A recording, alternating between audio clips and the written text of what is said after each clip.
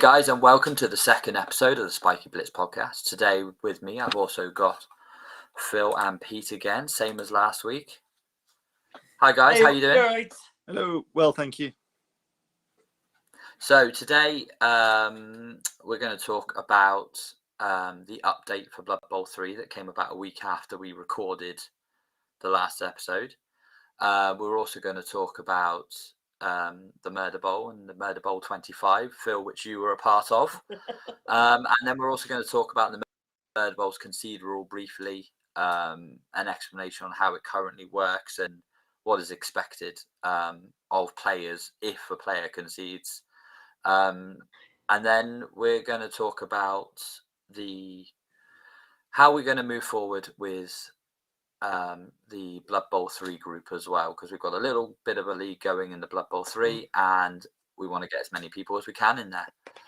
So, but first, guys, how's your Easter? What have you been up to? It's been good. Phil first. I'll go first. I've had this week off with the kids, so it's been nice. And I also bought Blood Bowl 3. So since we last spoke, I bought it I think yesterday. That's so good. Played yet? Sort of. I tried to play a game and then I think it got disconnected. I think I was winning 1-0 and was about to score a second one, and then somehow the game got disconnected. So Conceded. Yeah, right. Okay. Well, no, it wasn't in a the concede. playoff? Well, it wasn't a concede. It was a this match has been disconnected. So. Oh right. Okay. So it was a different warning. Oh, that's good then. So yeah, it was a disconnection. That's not too bad. Oh, that's good then. And Phil, what have you been up to this Easter? Well, mainly work really. When you're in my industry, and then kids' holidays. I've had a fair bit of Blood Bowl 3, no doubt about it. I've had some very good games. I've had some dicing, just a mixture of odds and sods really, and of course I've had a couple of dropouts. These things happen. There's not coach that had the opportunity to stall against me, but he didn't take it. Kudos to him. I think it's a French guy. Need to get the name up. But once I find it, I'll probably put a message on and say kudos to him for actually playing it through. Still handing me ass over to me, but here we are. Yeah, I find when I play tabletop or Blood Bowl 2 in the Murder Bowl, as orcs usually, I stall quite a lot. I'll get the ball to the other end and then try and hold off for a couple of turns, especially against elves or Skaven. Yeah. In Blood Bowl 3 at the moment, I just score, mainly because you never know when that player is going to concede. So the last thing you want is stalling for 2 turns and then they concede before you score because they're getting annoyed or whatever. So yes, scoring straight away on Blood Bowl 3 at the moment when you don't know your opponent is definitely the way I'm playing. So that's amazing. And so first we'll talk about Murder Bowl 25. Phil, how did that go for you? Well, the first round, surprisingly well, I took on Dwarves, which I think the other week we talked about the teams we hate. My number one team is Dwarves because you can't really use Edge against them since they have tackle. They've all got the high armour. Even if you try to break the armour, they've still got thick skull anyway, so it's a bit of a backup. They've all start with block. So they are my ultimate nightmare team. And I managed to pull off a nice little 3-1 by being 2-1 up. But I managed to use my leap ability, which Peter's fully aware of. Leaping Dark Elves. Got the ball off him and then just threw it back over to his touchdown line. Yeah, I did see it. 2-0 at the end of the first half. 2-2 at the end of the second half. And what's it, 10, 20? That chaos draft match. It's that one. I actually enjoyed it, despite how battered from pillar to post I was. 2-0 by first half, There was no way I was stopping the 2-1. But kind of looked at it as my own fault. I was a bit ambitious, but I wanted to hold it up as long as I could. But if I was a couple of steps closer, I probably would have been able to complete the pass to chuck it back up to touchdown line. So then I'd have had less chance to be able to do it. But then, of course, the ball went to the crowd, went towards one of his players, went against me. Yeah, went to turn 21, 24. 22 in the end on that one. Turn 24. I mean, That's considering you painful. had so many players off the pitch, holding him out for that many turns, because he didn't have many players off the pitch, so you were severely outnumbered for most of the game. I took off some Chaucer, so that it worked out. In fact, one at Chaucer took off twice. Well, we'll just say you took one for the league, because that means that's one extremely beefy Chaos Dwarf team that's not coming back next season for everyone. So It's his last you season took one for the anyway, league. so he had to win or he'd never win with him. Fair enough. Right, so, and Peter, any games this week for the Murder Bowl? I had a side league game, I think, was at the end of last week, at the start of this week, where I think it was turn 4 with my lizards, and I tried to stall. Pulled off a few one dice, like dodging, and a few bits, knocked me over. The ball went into the crowd, and then it landed perfectly for them. They then scored. It finished 1-0 at the half to them. They picked up the ball in the second half, and because I was pushing to try and get the ball back, because it's a knockout, in a league game, I probably would have sat back a bit more. And ended up losing 2-0. It was quite frustrating. But there we go. So I was not knocked out the quarterfinals, although I wasn't a big fan of lizards. I think first time I'd really had them in a league situation. And I don't know, they're just a bit, you got the skinks, you got the sauruses. There's just not enough variation for me. No, that's what I found. I've never played lizards until my current team in the main league. I've never played them on tabletop. Played against them plenty, but I've never played as them. And I think that is on Blood Bowl 2, their biggest issue is there's not enough variation. You do get the chameleon skinks when they do come out on Blood Bowl 3 eventually. Lizards are, my guess, going to be out this year.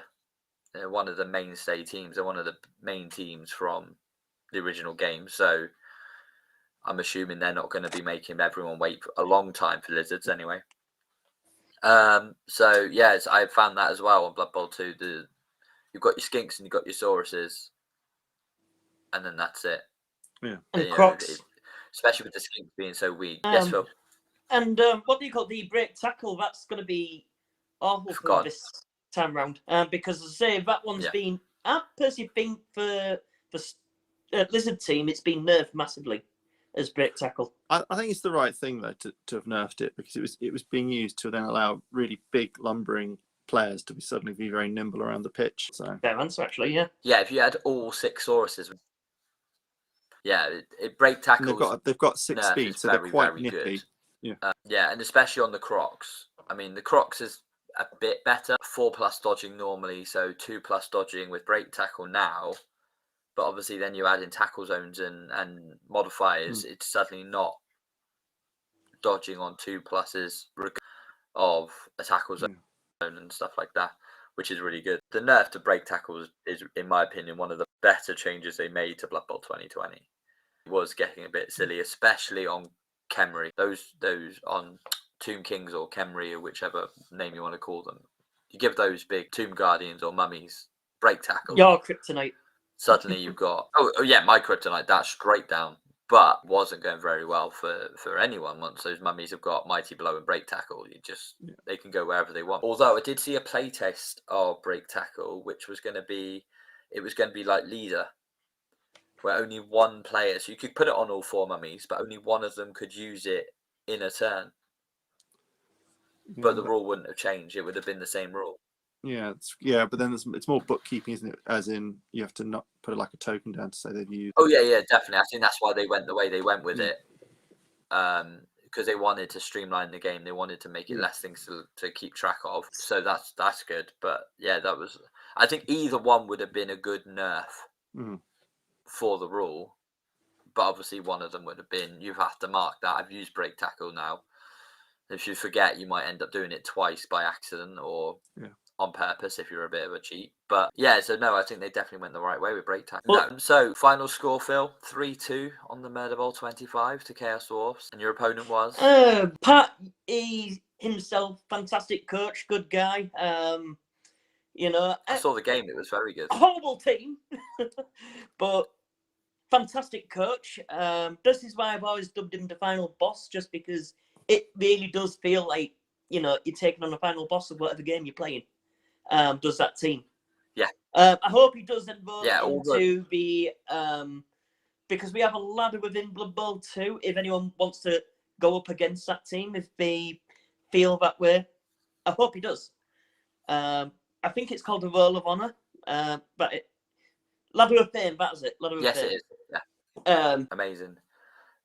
So 3 guys, we'll get back onto the main game, or well, it's not the main game yet, but soon to be main game. As I said, the update came out the week before last. Yep. Massive changes. The change log, the update log was 3 pages long. So lots and lots of updates for the game. How have you found it since the update, Phil?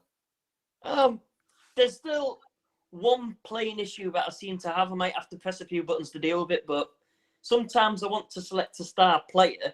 It'll start with the first 2, let you select the next one, and then it'll skip all the way to the back end of things, and anyone who seems to be in that middle just isn't able to be selected. Is one issue that's coming up. We'll have to send that over. But the other things are more aesthetic-based problems, like, for example, no matter what happens, the troll will always make that really stupid noise as it moves around. Regardless of failure or success. Cosmetic issues. I think most of the problems in the game now are cosmetic. A player being in the wrong square, that's happened to me recently. Once you know what to look for, it's easy to just kind of play around that kind of one. I mean, I had one where the dice that rolled above the head weren't the right numbers as to what came up in the log. So it said a 1 and then said it was a success. But then I looked in the log and it was a 6. So the dice that are rolling above the players' heads aren't always showing the dice that are being recorded in the log, which can be an issue because it can make you go, oh, well, hang on, that was a 1. Why did it succeed? But obviously that was the error. But overall, I think the game is much more stable. The menus don't seem to be having the same problems. I haven't had a single dropout from a game that was by accident. Yeah. From what I can tell, I haven't had any network issues or game connection issues, which I was getting beforehand. And then lastly, there's the very positive changes they've made to the cosmetics schemes. They've completely revamped the system. They did exactly what they said they would. They didn't up the price like we thought they might. They've kept everything the same. They've made everything better, I think, on the customization options. And they've actually released it as a discount as well on PSN Store. That's where I jumped in because I'd been humming and hawing, and then they put the price in. So I've picked it up. I've not noticed any bugs or any issues. So I bought it after the patch. So for somebody coming in fresh, doesn't seem to have bugs, doesn't seem to have issues. The only thing, from a personal point of view, is everything has to be done a bit quicker. Because previously you get a choice: do you want to go in or not? Do you want to follow on? It now uses your 2-minute time, and it doesn't start clicking. I don't know if it's a bug or not, but I don't seem to be starting my turns with 2 minutes. I start with about 1 because, if the opposition has a turnover, and it does various graphics and things like that, it seems to do it from the point they fail. But I can't actually control anything for about 5 to 10 seconds. That is a known bug. And that's why they're doing the competition way they're doing things at the moment. So that's why you get the 7.5 minutes extra time is because they're still working on that bug. Oh, that's fine. So that is a bug. So I wasn't sure if it was just meetings. Yeah. But so like they're that's still. The only so one when they're I've playing noticed. the cinematics, it's not stopping the timer. So as you said, they score a touchdown, it almost instantly starts your timer. Yeah, I don't mind with setting up the squad and stuff. It's more, they've done a go for a rush, fallen over. Yeah. And then you're on 1 minute 50, which is I just need to learn to speed up a bit. But it's not too bad because that 7 minutes I'm pretty much in every game used that full 7 minutes. So the game I had, I think I used about 2 to 3 minutes so I still had a good minute spare by the end. And I really like the fact that I'm sure we've all done this in Blood Bowl too, where you've just run out of time on your turn. Yeah. And you've left. Yeah. You let so you've moved your whole cage up, and then your ball carrier is wide open, and suddenly it's clicked across, or you've like done a misclick and you just can't get there. So no, I really like that change in Blood Bowl 3. The time bank, as I say, it's the time bank, and also if somebody runs down their time bank and the later turns they run out of time, that's on them, because Yeah. So I'm really think it's a good thing. No, it's really good. I do like that system. I mean, in the options for the games when you're setting up leagues and stuff, there are options to make it a hard time limit as well. So if you wanted to do a speed league where everyone had a 1 minute turn, which in Blood Bowl 3 I would not recommend doing because no. the game isn't fast enough. Possibly could do a 2 minute turn. I mean, I think maybe But as it goes forward, you could knock it down from 7. You could probably go to like a 5 minute time bank. There are, Yeah. No, I think it's. One thing I have noticed though is there are a few players, and I had this, and I think I've recorded the game as well. So if I can find it, I'll put up some images from that game in the edit. But basically what they did was, and they were being really cheeky because I think I mentioned it on the Facebook group as it was happening. They let their time run down. Then they got to their 7 minutes worth of time. They were losing at this point as well. I think they're 1 or 2-0 down at this point, and they let the full 7 minutes run out. But as soon as it ran out, they started playing again. So literally it was like 30 seconds from the end, they'd started doing stuff. And they were just waiting for me to quit. I think I saw something that happened to a streamer. Yeah, the person they were waiting was just for me to quit so that they would get concede. Yeah. And I was just doing that. I was doing that lovely thing. I do love the celebrations in Blood Bowl 3 when you press L1 and you hold up and it comes up with the little wheel, choose to taunt them and stuff, and it comes up with that little box of your coach, and he sort of taunts them or gets angry and upset. And I was just doing that at him. I was just taunting him over and over and over again. I was thinking, I'm not going to quit, so I'm just going to taunt you over and over again. And to be fair with him, he didn't concede at all. I still won 2-0. He didn't concede at the end, but I honestly think that he was trying to get me to concede because he was 2-0 down. And I think fair play to you. You've got some principles, because to be honest, if you were trying to get me to concede, I would have expected you to quit as soon as the time ran down and I hadn't conceded and I did my turn. But he didn't. He played through the rest of the game, and that was really cool. And that was a 2-0 win for my Orcs. I did see a lot of people were very upset, though, I think, when they restarted the ladder. I don't know if you saw this, Phil. Yes. After the update, they restarted the ladder, so everyone's teams that they had been working in the ladder, including that 3 million team that I played a few weeks ago, are now no longer eligible for the ladder. Quite annoying, really. I've had the same thing because I got together a really good OWA team. It got to 50 something, and then the ladder reset itself. Yeah. So that's going to happen 3 times in pre-season. So that's going to happen again at the end of this month. And then it will happen again for season 1. But then the ladder will last for 3 months in season 1. But we will also be able to see the ladder, apparently, is what they've been saying with season 1. So it's not just going to be you just see where your team is. You're going to see your record within the ladder compared to those above. And you're going to be able to go up and see who's in first place and what their record is and what their touchdown difference is and how many games they've won to get into first place, which is pretty cool. So that'd be really good once they get that sorted for season 1. Have we had any change in what you think the first team's going to be from the last one for season 1? I've got a boring suggestion, only on the basis of they don't really have complex rules. What else? What else? It seemed like what else a staple in the world of Blood Bowl. None of the rules are particularly complex. The only real difference, I'd say, from what I've gathered, is War Dancer's leaping ability is a bit nerfed.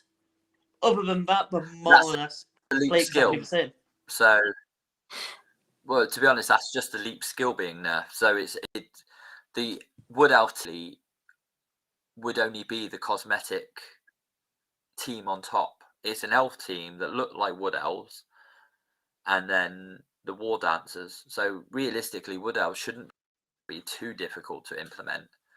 I think if they're going for simplicity, it'd be halflings. Every model is already in the game. Ogres, the halflings. The only one they have to really add in are maybe the hefties. But they've got multiple types of halflings in multiple teams. So I do wonder whether the OWA halfling might be what will be a hefty, and the human team halfling will be what a regular halfling is. So, because they've got all of the models there. And I said ogres are in there already. And they could just essentially just add a glove to a halfling to make it the catcher. Yeah. Tree men are already, because the OWA team's already in there. That puts every positional for a halfling team already in the game.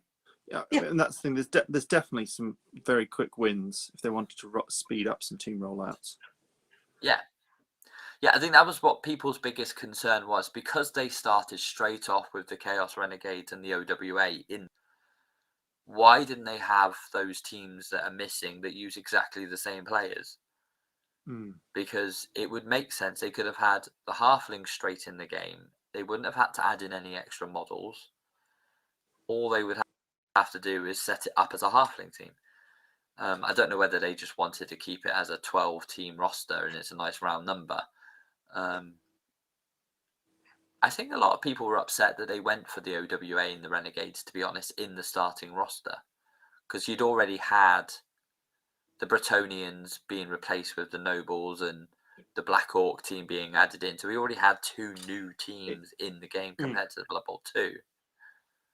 Yeah, that feels like... So Yes, Pete.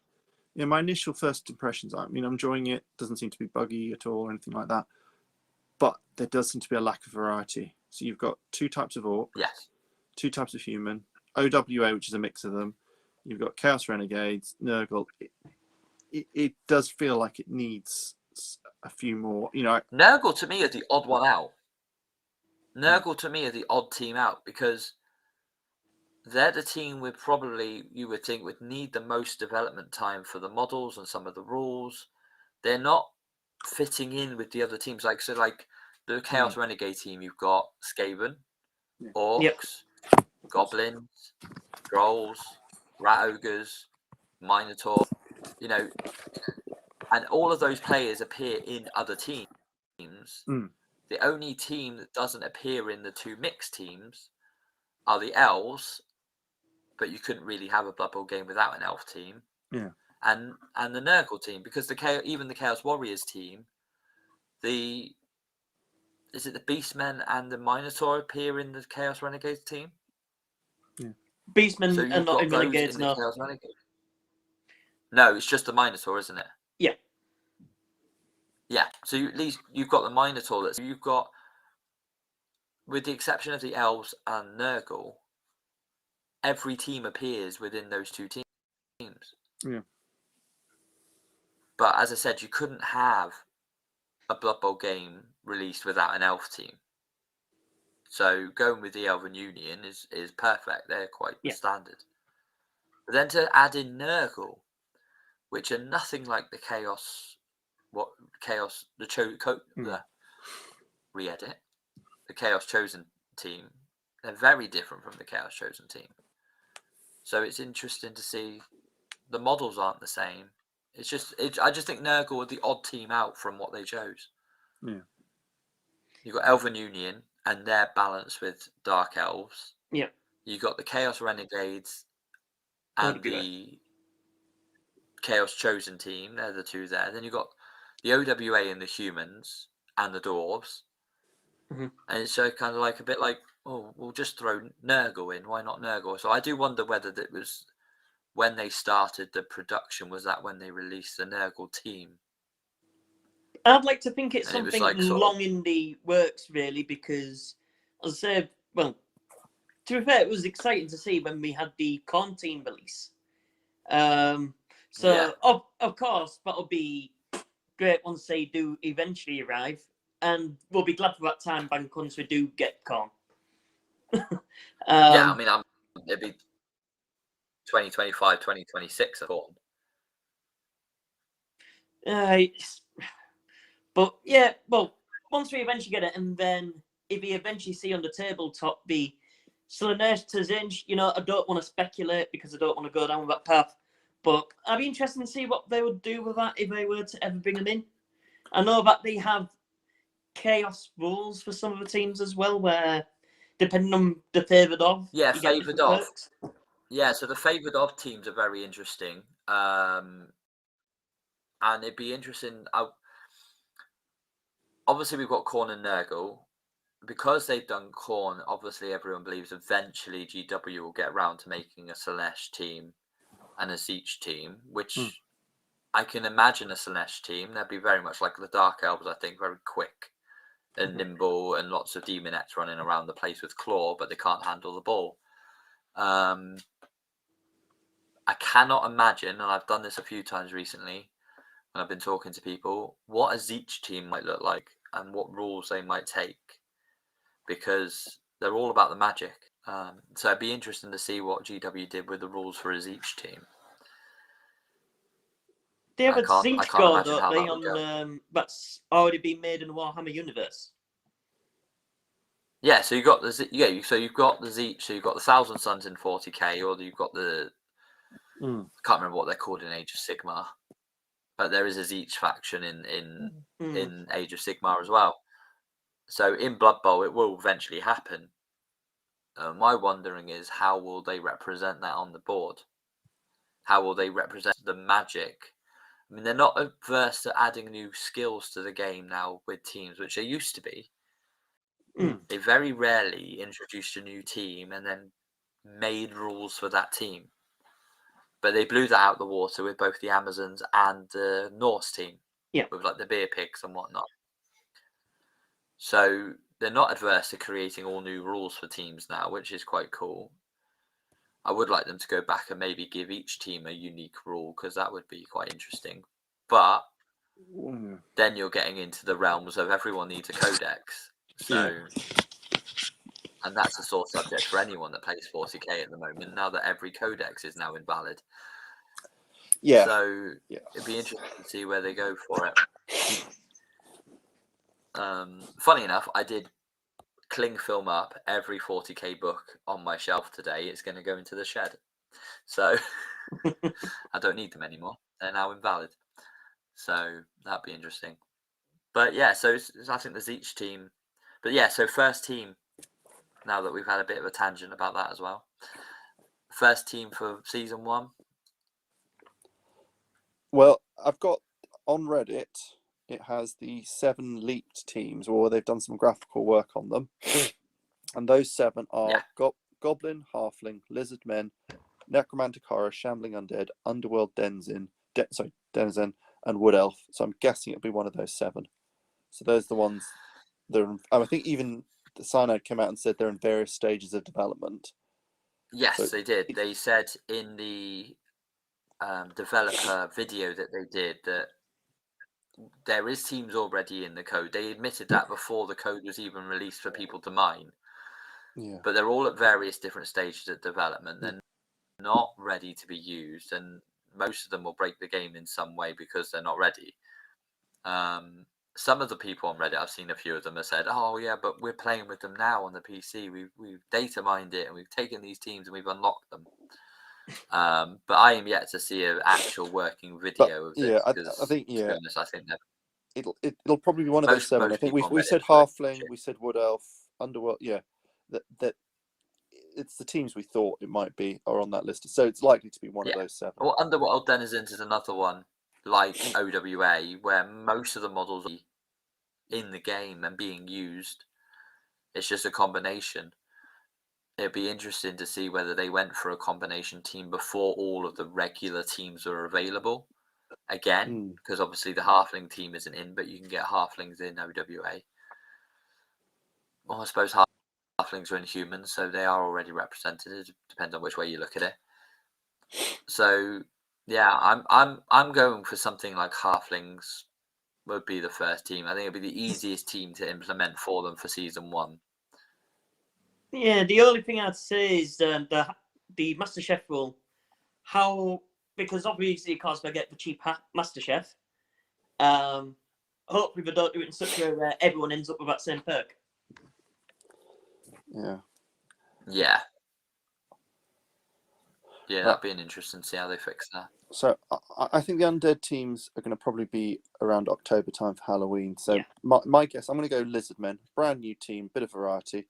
There you go. So we've got Hang on. halflings. I'm going to say lizards. Phil, what are you going to guess at? Woodies. I'm sticking with Woodies. So we'll find out next podcast. Yeah, I think you're right. Who got it right? I think it'll be. Is it the shambling undead that's got the pumpkin guy, the scarecrow? The horrors. Necromantic Is that the horror? Necromantic horror? I think in November for season 3, it'll be the necromantic horror because November's when season 3 starts. Does that make sense? I don't think they do necromantic horror for May, June, July. So I don't think they do the Halloween team in August. It's a bit too far away from Halloween. Point taken on that one. But the seasons are supposed to start on the 27th of a month. So it'll be the 27th of May to June, July. 27th of July, season 2 starts. So August, September, October. 27th of October, season 3 starts. Necromantic horror. So I think they'll go with that. I think that if they don't, they've missed an opportunity there for a bit of theming that the season starts 4 days before Halloween, and you don't give us a Halloween team, which would be a shame. And then New Year, what would be a New Year team? The only thing I can think of is seasonality, and even though the rules are a little bit complex with them, I want to say Norse just because of the whole winter-based. If you're keeping it seasonal, however, the beer pig rule will be a bit strange. Yeah. I think we're not going to see Norse probably until the end of next year. I think it's going to be Norse are going to be a much later team because of, as Peter said, the beer pig and all the extra rules. Same with Amazon. I don't think we'll see Amazon anytime soon. Hit and run. That's going to see. That's going to be strange to see how they operate that.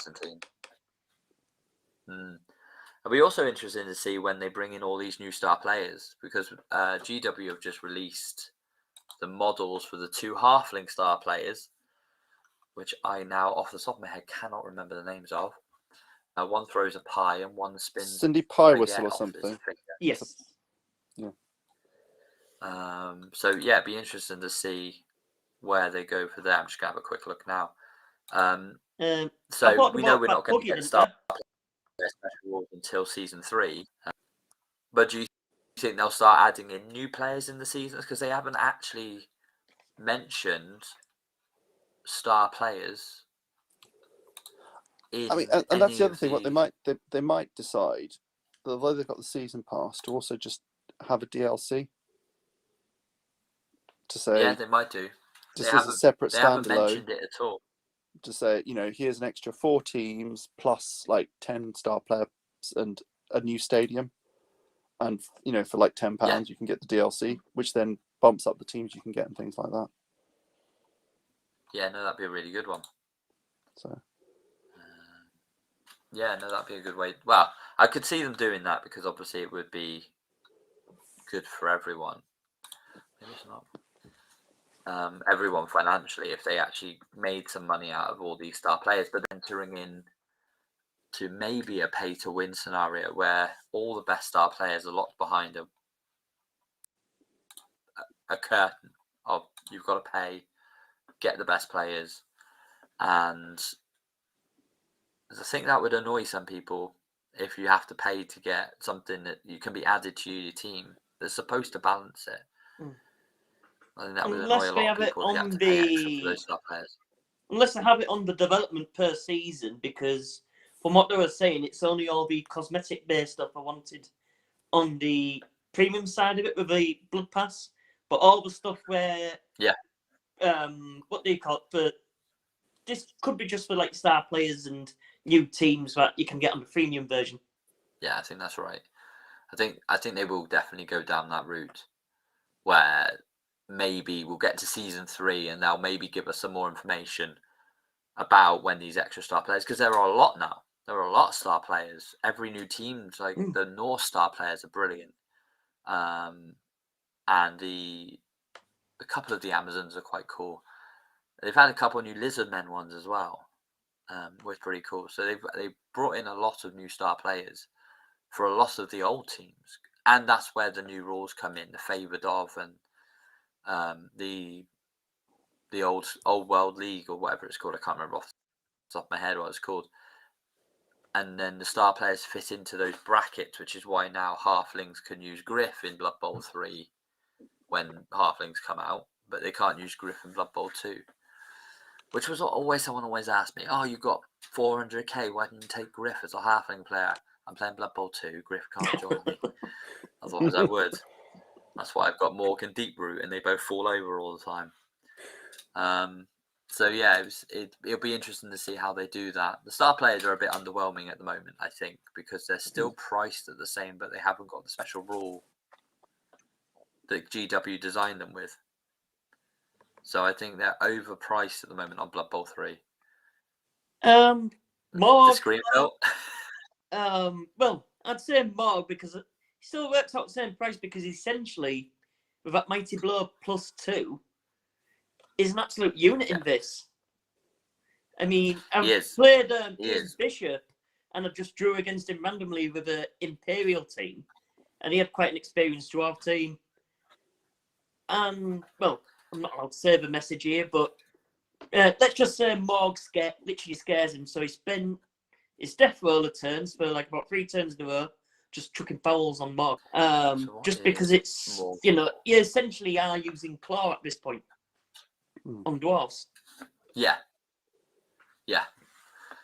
So when Morg comes out with his special rule, which obviously we know is going to be season 3, it's going to be once per game. If Morg fails the passing ability test when making a pass action or a throw teammate action, you can re-roll the d6. So basically, Morg can get the ball because he's passing ability 4, edge 3, strength 6, movement 6, 11 plus armor, with throw teammate 6 goal, mighty blow +2, and block. So he's going to be able to re-roll a pass or throw teammate action once per game once the special rules come out. Which is, to be honest, not going to make that big a difference, I don't think, for Morg. I don't think that rule is going to change him and make him even worse. One turn TTN. No. I mean, how many teams are going to be able to use that as a throw teammate? Not many. I mean, you're going to be able to. So obviously, orcs, goblins, lizards. If you thing is, the teams like lizards, they're never going to be able to afford him because your TV on a lizards team is usually quite high anyway. I don't think the lizards have right stuff anyway. No, skinks don't, sadly. Oh, they Sylvanian Spotlight. There's Spotlight, then yeah, they can't use him. They're the only team that can't use him. Every team can use Morg unless they've got the Sylvanian Spotlight special rule. Yeah. I don't actually know who's got that rule. So anyone undead, basically. Undead, because in the fluff, he played for an undead team, and they tried to have him killed so they could reanimate him to join their team permanently. So that's what the fluff says. So he will not play for an undead team. Yes. Undead. That's it. William Cheney can only be taken by Sylvanian Spotlights, and Sylvanian Spotlights are the 3 undead teams. That's it. So yes, lizards can take Morg. So you could have Morg on a lizard team. Have right stuff. But skinks don't have right stuff. That's right. That's why you couldn't do it when I was playing with him. Yeah. So yeah, so it's going to be very rare that you're going to get the situation where it comes up where that changes a game. I don't think that special rule is that good really on a big guy. I mean, compared to, I wonder what Griff's rule is. Don't worry, when I do my editing, I can just edit out all of the blank spaces. I feel like it's something related to adding an extra team reroll. That's what I feel in my head. Like Probably. the Norse version of Griff, he has something similar. Where it's like, let's have a look. That's just me taking a guess without looking. Consummate professional. Once per game, Griff may re-roll one dice that was rolled either as a single dice roll, as part of a multiple dice roll, or as part of the dice pool. This cannot be armor. So basically, once per game, he's got pro. Yeah. So he's got pro once per game. Right. Okay. Which with Griff, I'd expect him to have pro, to be honest. Well, it's better than pro, isn't it? Cost. Because pro, you can fail the pro roll. Oh yeah. So it's once per game pro without rolling. Yeah. That's right. That's not too bad. That's quite a good rule. That could change a game. That could be picking up the ball or a go for it that scores. Whereas I think Morgs is more of he's trying to throw it, and I mean, how often are you going to give the ball to Morg and he's going to throw it? I mean, to be honest, if I get Morg the ball, he's running it. I'm not taking it off of the strength 6 player. The strength 6 player is going to hold on to the ball and let everyone try and punch him. So, yeah, I don't think it's a rule that will come up very often. Right. I've only had to do it once when I just thought, you know what, 0-0, using Blackhawks, and then I just decided to, the only chance I had was picking up the ball, launching it to Barrett Goldchewer. It got it, but it's like the one chance. I'll probably never try it again. All right, so one of the things that has been announced on the Discord and on the Steam channel for Blood Bowl 3 is the Play of the Month competition. So have you guys seen this yet? No. No? Okay, so Play of the Month. Record your games. Record every single game that you've got. Save them somewhere. And if you have a play in it that is fantastic in any way, then you can upload it, a link to the Discord page for Blood Bowl 3. And the winner, they'll pick the winner at the end of the month, and the winner will get 1,000 Warpstone. Well, fair enough. And then there's a cascading as well for it, which is quite cool. I think if I remember rightly, it is 1,000 for the winner. Yeah, 500 for second, 300 for third, 200 for fourth, and 100 for fifth. So the top 5 people are going to win Warpstone from uploading their favorite.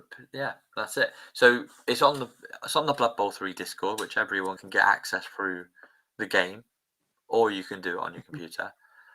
Upload your game, but you can just, if you want to, clip it down and just upload that one clip. You don't have to upload the whole game to the Discord, and then when they do the voting at the end of the month, and apparently they're going to do this every month. So it's going to be interesting to see what kind of things they're going to be looking for when the first one wins. As I say, I'm definitely going to be recording a lot more now, knowing that I missed an opportunity because you'll have seen him already. PT won't come across him yet, but Martin Duffy, he decided to join the MurderBowl group. I handed him in. He brought his block team along, and I did a 6+ pass because it thought, you know what, it's my last chance to do something. Turned 14, and then I brought it back to 2-1, so it just worked out quite nicely, really. I wish I saved it now. Yeah, that's the kind of thing they're looking for by the looks of it. Although one person did put up on the Discord, and I was quite impressed. They actually put the log up as well, so you could see what he did. And it was quite impressive. It was. So this is with a Roger, by the way. This is with a Roger. 5+ dodge, 1, 2, 3, 4 times in a row with successes. Oh, Yeah. Failed, but the player has dodged because he's obviously leveled him up. Succeeded Yeah. for a 5th time. Dodged 1 more time for a success. Then rushed twice to perform a 2 die up block. So he was going up against a tree man, or so I can't tell what he was going up against, but he didn't have the strength advantage, and got a double pow. So he dodged 6 times on a 5+ with a Roger to do a 2 red die block and got a double pow to knock down the player. The ball then bounced into his hands and he caught it on a 6+. If that doesn't you can't even be annoyed at that. play of the month, I can't think of anything else. Some people are saying, are you looking for tactical play or are you looking for luck? And they're like, we're looking for anything. You can put in when it's gone terribly wrong for you. And we might pick that as being play of the month. That went so wrong for you that we're going to give you 1,000 gold pieces, 1,000 warp stone for it. So even if you have something that goes absolutely horribly wrong, which I think most of us will more likely have than not, upload it and see what they do. At the end of the day, you get a 3,000 warp stone out of it, which is a season pass, blood pass. So that's really cool. Oh, in all fairness, if I was this guy, if I was his opponent, I'd be taking the same thing and uploading it. This went really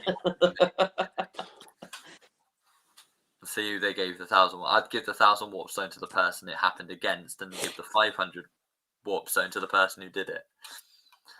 But yeah, so that's a really cool thing. So anyone who wants to try and get a little bit of extra warp stone and wants to try for those more extreme plays, I mean, hopefully it will make players be a bit more risky with their games, especially when they're friendlies at the moment. Try and more random stuff and make the games a bit more interesting. So that's quite cool. So we're going to talk about the Murder Bowl and one of our rule sets that we do that's different from the main game in Blood Bowl 2. And we'll have some kind of thing for Blood Bowl 3 when it's set up, but there's nothing set up at the moment. And that's the conceding. In the Murder Bowl, conceding is frowned upon within the community. Do appreciate that it is sometimes the best strategy. I have played elves numerous times, and sometimes when you get down to turn 13, turn 14, and you've only got 4 players left on the pitch, that you're going to want to protect those players, and that's why there is a concede system in place. However, there is never an excuse to concede on the first bad dice. That's part 1 on the main instrument for why we do the concede rules within the Murder Bowl that we do. Yeah. Part 2 of the rules is if you are winning, you're not allowed to concede at all. Yes. So if you're in a winning position, you can't concede. So if you're 2-0 up, but they've killed 4 of your players, you still cannot concede to save your players. You have to play out the rest of the game. Yeah. If the game is going bad, or you've had simply enough to inform your opponent on the Murder Bowl Facebook group. So it is kind of important that both of you who are playing have access to the Facebook group during your games. So that if the other is having a bad time, they can concede. Yeah. Yes, Phil. So something I would like to add to this, I'd probably advise personally, because you do get multiple pauses through a game. Honestly, literally just pause it so it does get their attention instantly anyway at this point. If you can connect them to them personally, like I can do with both of you, fantastic. That's probably the best way to go forward. But if not, drop them a message in the way that they are going to communicate with you, and just say, look, I will be going to be conceding this one. Game's just not working for me. And then they'll say, fine, okay, but I will get as many touchdowns as I can. And anyone that's within a tackle zone, I'm allowed to hit away. But if any injuries happen from that hit away... Yeah, no, I think that's a good point. So the best way to get your opponent's attention is to pause the game. The third point is that if the game is going bad for you, simply had enough, inform your opponent on the messenger, and as Phil just said, pause the game and get on messenger. Your opponent has confirmed that you have conceded the game. Yep. On his next turn, any standing players are allowed to be blocked. Yes. Which is there so that the player whose current turn it is can still get those SPPs from that turn, from the turn you're on. And you as the conceding player must do everything you can to allow the other player to score a touchdown. About any form of defense, yeah. Defense at all. Best thing to do, standing players who are not in tackle zones, move them to the pitch's edge. The player who has the ball, who is winning, is then allowed to score. But Phil, if I'm right, if I'm wrong, he cannot at that point chase down your players once you've moved them to the side.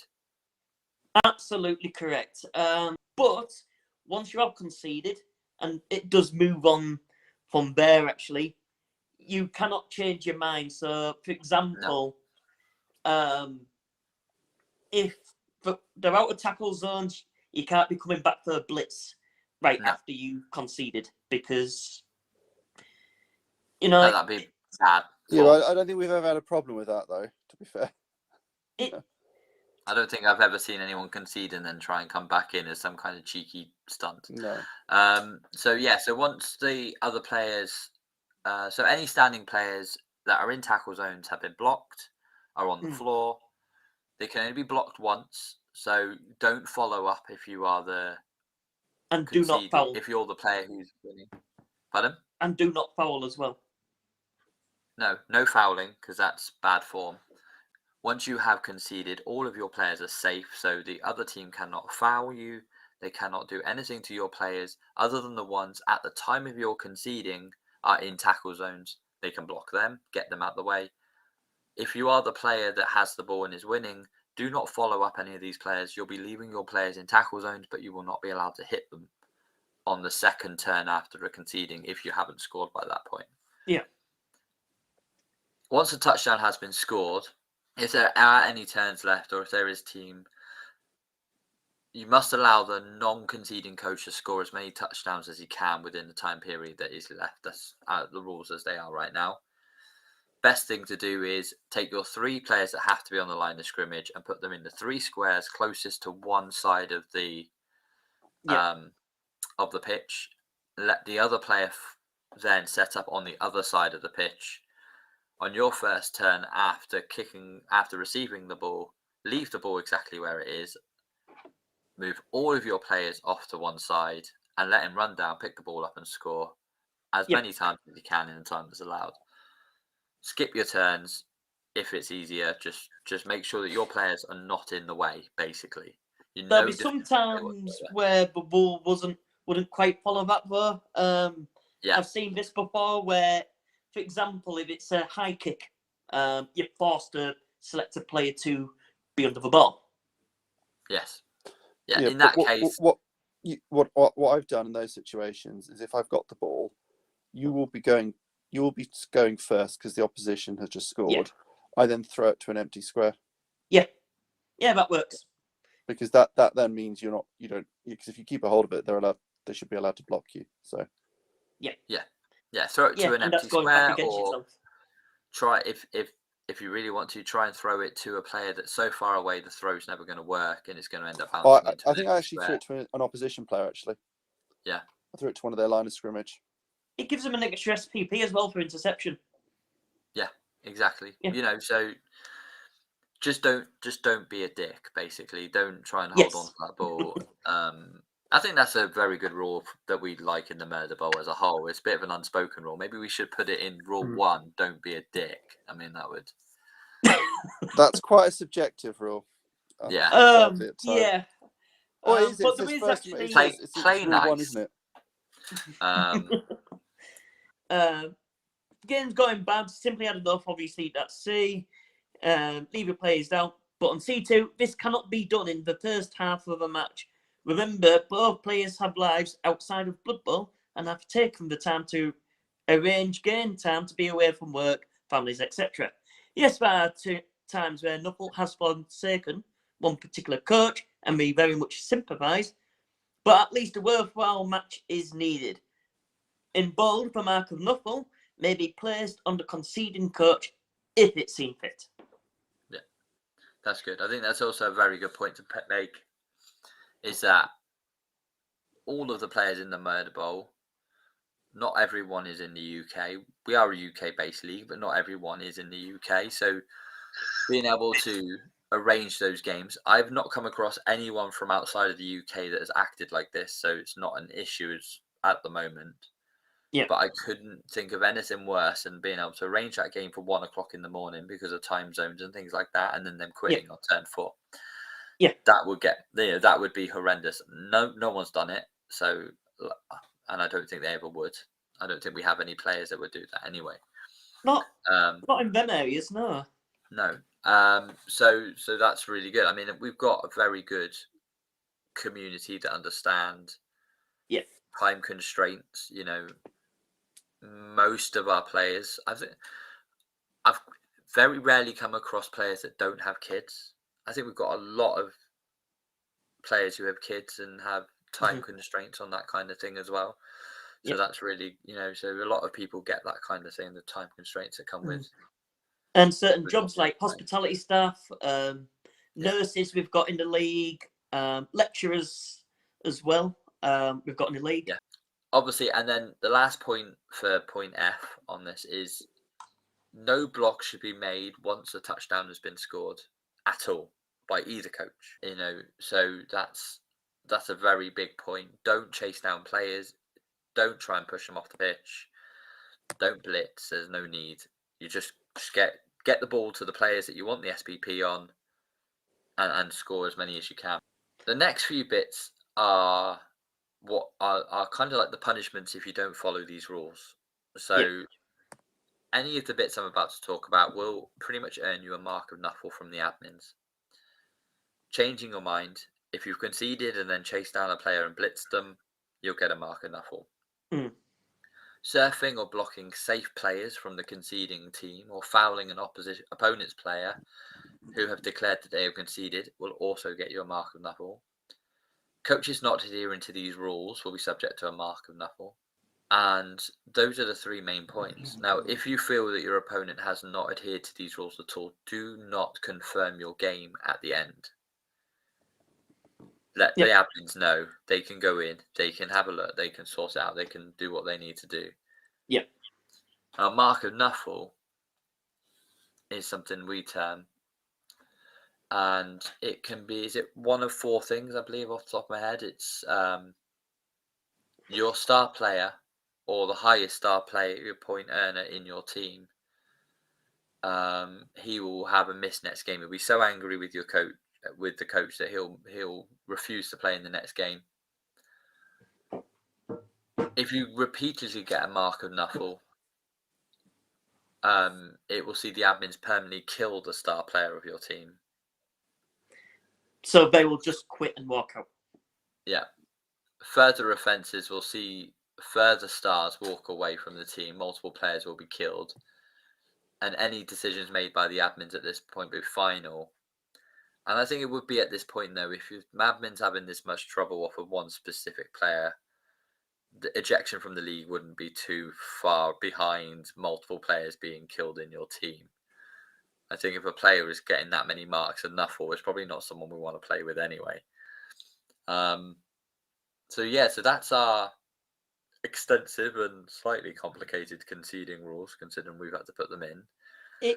We're still looking at it. It's still not perfect. But it's something, there's certain people who doesn't think conceding should happen whatsoever, because they feel, they've made a commitment to have a game, a full game should be played out. But there needs to be some level of a fail-safe for people at the same time, because new coaches, if they're getting battered from pillar to post, clearly not enjoying it, we just end up losing players and coaches as a result. Yeah, definitely. I think it's one of those things. These rules are here so that those of us that don't have unlimited time to sit around and play Blood Bowl, we have to arrange the games around our families, around our working time. When we do sit down, as Phil said, a worthwhile game is what we've set out to do. We don't want to sit down and 20 minutes later the game gets disconnected, which is happening a lot in Blood Bowl 3 at the moment, but they're all friendly, so it's not really that big an issue. I've only seen a disconnect a couple of times in Blood Bowl 2. Luckily, it's an easy fix anyway. And once you disconnect, it automatically doesn't confirm the game. So, admins can easily deal with it. No. It disconnects in Blood Bowl 2 at the moment, which hopefully is what they'll fix by Season 2, funnily enough. You get, 10 minutes? You've got 10 minutes. So if you lose your internet, you've got 10 minutes to get your internet back on, log back in, and get back to your game. And the other coach... If this happens, make sure you tell the coach what's happening on the other end so he doesn't log out as well. Yeah. Once you're both logged out, that's it. The game will end. So, yeah, I think that's everything we needed to say about that. The concede rules are there to make sure that we can all have as much fun while playing Blood Bowl 2 as possible.